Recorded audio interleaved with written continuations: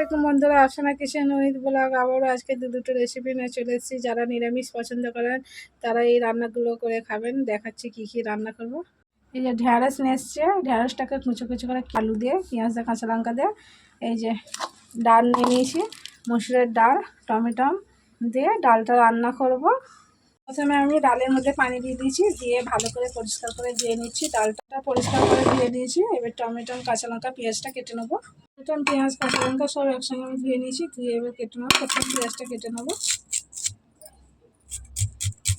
পেঁয়াজটা আমার কাটা হয়ে গেছে, পেঁয়াজ কাটা হয়ে গেছে। এবার কাঁচা লঙ্কাগুলো কেটে নেবো।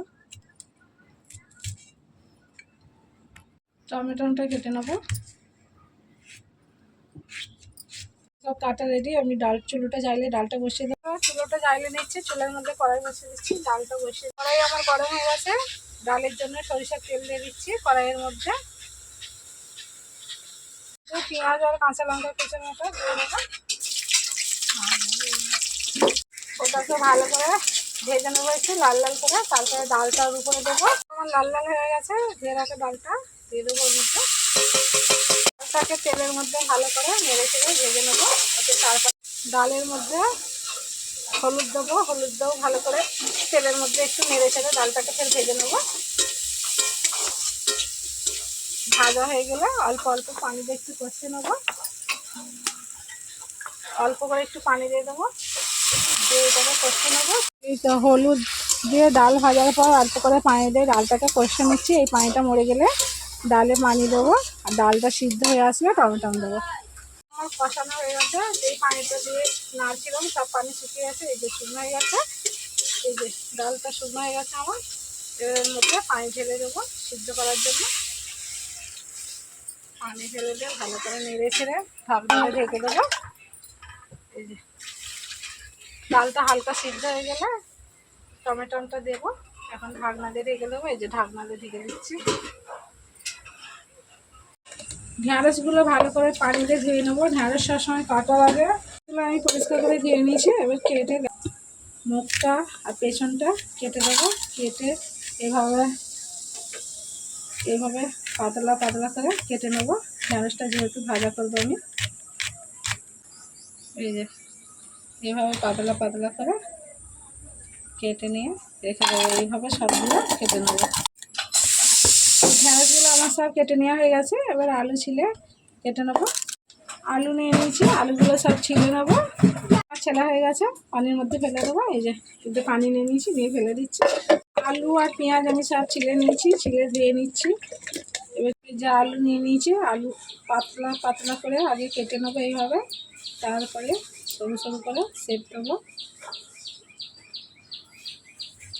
বন্ধুরা আবার আলু নিয়ে নিয়েছি, আমার সব আলুগুলো কাটে গেছে। লাস্টেরটা আবার দেখাচ্ছি। এই পাতলা পাতলা করে গোটা আলুটাকে সেপ দিয়ে দিয়েছি। এই যে অর্ধেক করে নিয়েছি, আবার এটাকে সরু সরু করে সেপ দেবো।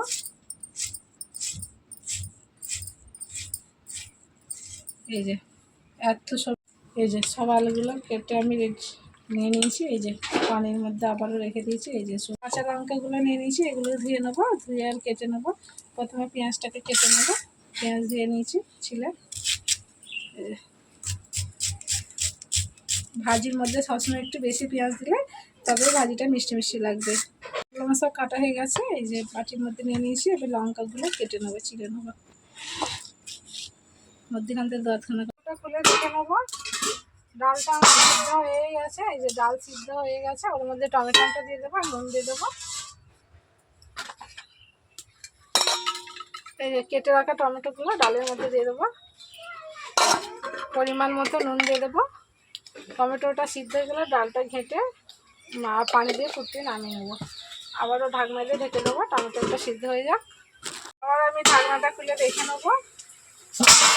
আমার টমেটোগুলো সিদ্ধ হয়ে গেছে। এবার আমি ঘেঁটে নেবো, ঘেঁটে পানি দিয়ে ফুটিয়ে ঢেলে নেবো। আমি ডাল ঘন্নি নিয়েছি, ডাল ঘন্নি দিয়ে ভালো করে ডালটাকে ঘেঁটে নিচ্ছি। আমার ডাল পুরো সিদ্ধ হয়ে গেছে। আপনাদের এই যে আমার ডালটা পুরো সিদ্ধ হয়ে গেছে, দেখতেই পাচ্ছেন। টমেটো আমার সিদ্ধ হয়ে গেছে, ডালও সিদ্ধ হয়ে গেছে, সব গলে ক্ষীর যেন পুরো সব গলে গেছে। এবার এর মধ্যে পানি দিয়ে দেবো, দিয়ে ফুটিয়ে নেবো। এই যে যে আমার ডালের মধ্যে আবার পানি দিয়ে দিচ্ছি, ডালের মধ্যে।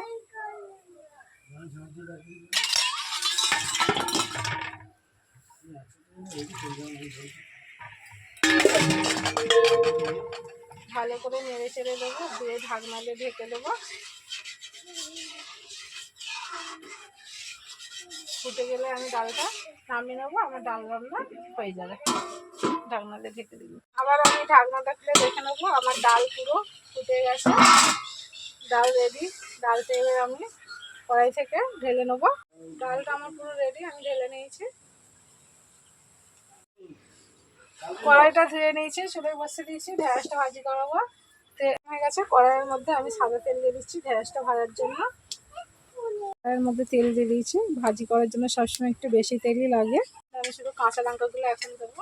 কাঁচা লঙ্কা দেওয়ার পর ঢেঁড়সগুলো দেবো,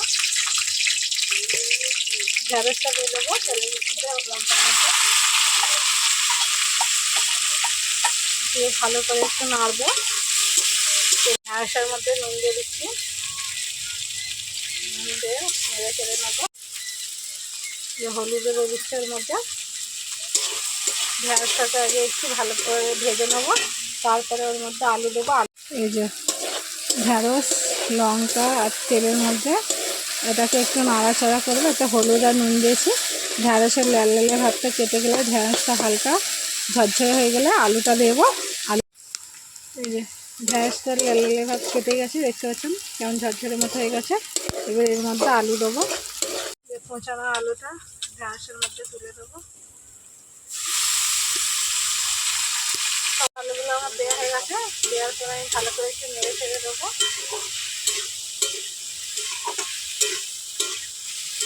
দিয়ে হালকা করে ঢাকনা দিয়ে ঢেকে দেবো, আলুটা তাড়াতাড়ি সিদ্ধ হয়ে যাবে।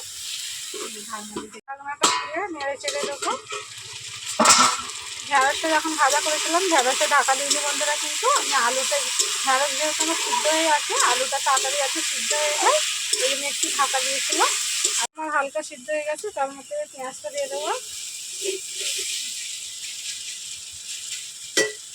পেঁয়াজটা দেওয়ার পর ভালো করে নেড়ে চেড়ে দেখুন বন্ধুরা, আমার ভাজিটা পুরো রেডি হয়ে গেছে, লাল লাল হয়ে গেছে। এবার আমি কড়াই থেকে নামিয়ে নেবো।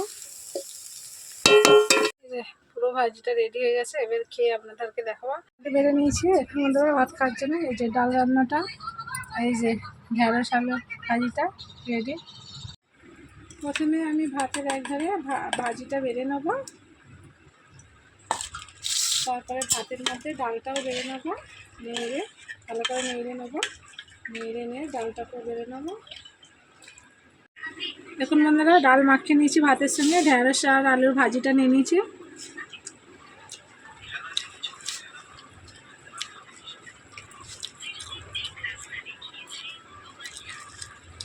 খুব সুন্দর হয়েছে বন্ধুরা। যারা সবজি একদম খেতে পছন্দ করে না, নিরামিষ খেতে যারা ভালোবাসেন, অবশ্যই এইভাবে ঢেঁড়স ভাজাটা করে খাবেন, দেখবেন খেয়ে কতটা টেস্টি বা কতটা সুন্দর হয়।